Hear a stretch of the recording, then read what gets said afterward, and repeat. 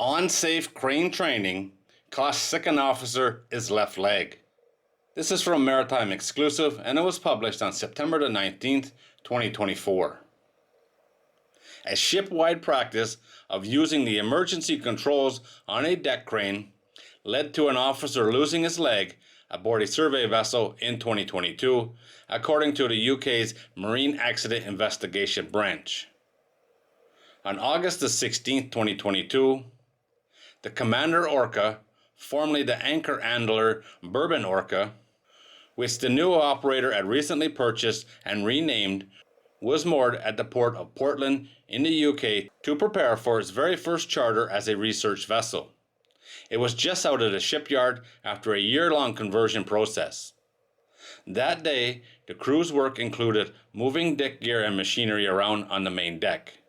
The second officer and a fitter were moving equipment with the pallet truck, and for some of the heavier pieces of gear, they decided to use the rail-mounted crane mounted on the top of the starboard side bulwarks. To operate the crane, the second officer climbed the ladder up to the crane rail to reach the local hydraulic valve controls, about 12 feet above the main deck level. These controls were intended for emergency use only and were hidden inside the power supply hatch in the base of the crane, out of everyday view. They were located just above the drive motor and the pinion gear that moved the crane back and forth on its rail.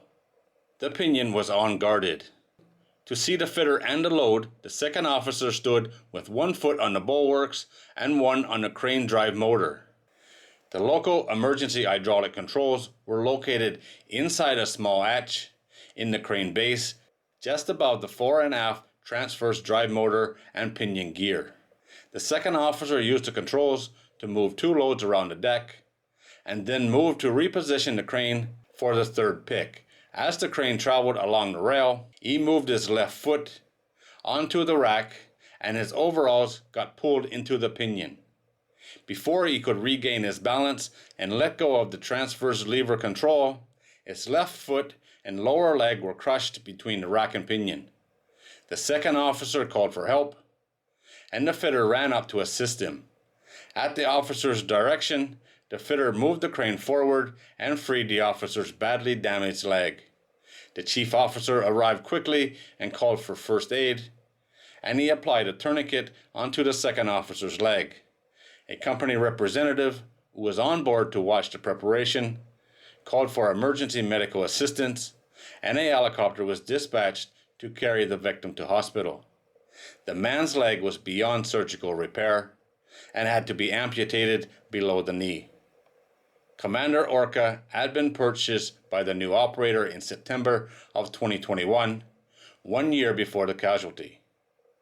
It had been in cold layup, like many offshore vessels at that time, and there was no off-going crew to provide an operational handover or training for the new operators. The officers who commissioned the vessel for the new operator had to formulate new SMS for the ship based on their own knowledge and the information they had available on board. The rail-mounted deck crane atop the main deck bulwarks could be operated with a wireless remote control or the console on the bridge aft station. Both methods were functioning on the starboard crane, but the wireless unit on the port side wasn't functioning. So the crew had developed a method to use the local hydraulic valve control in the crane base. The OEM's manual noted that this was for emergency use only, but the crew was not aware of this restriction.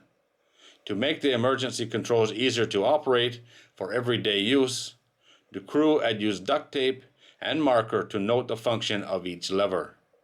When the second officer arrived on board in early August and received his familiarization training, senior officers trained him to use the emergency controls only, and he was unaware that the wireless remote control unit or the bridge control console even existed.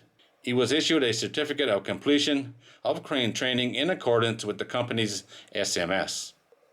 On the day of the casualty, he was operating the crane in the manner that he and other crew members had been instructed, and the hazards of the arrangement were not picked up by the safety management procedures, the lifting plan, permit to work, or toolbox talk.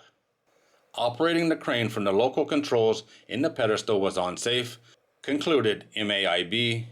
The crane operation training was conducted by the senior officer, and so the crew might have assumed that they had been instructed in the correct methods. However, the requirement to operate a crane while working at height with no guardrails or restraints and near the unguarded rack and pinion gear was a clear sign that the process was flawed.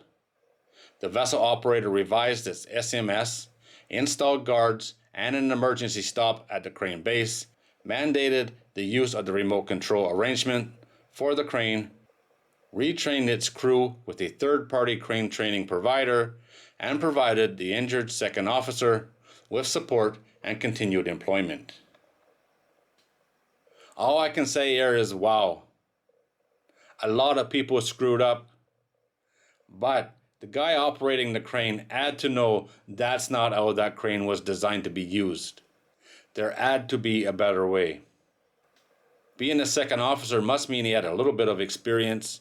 He wasn't a guy off the street that's never been around machinery before. He had to know what he was doing wasn't right.